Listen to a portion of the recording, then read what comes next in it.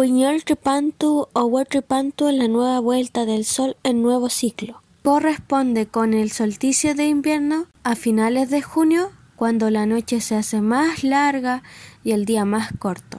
En nuestra celebración mapuche nos preparamos días antes con rogativa, con yeyipún, oraciones para recibir el nuevo ciclo, el Huatripantu, el nuevo año.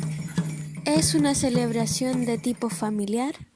Nos juntamos y cocinamos yihuincofque, hiló, mudai. Y cuando llegó la noche del solsticio de invierno este año, nos reunimos para danzar a Cepurún y a Fafán, dándole el Nehuen al Antú para su regreso.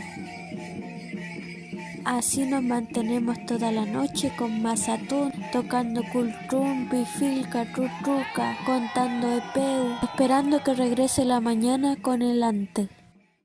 Apenas aparece el sol, lo recibimos con mucha alegría y pedimos por todos los renuevos del Iltrofilmonien, de todo lo vivo. Todo se renueva con este ciclo.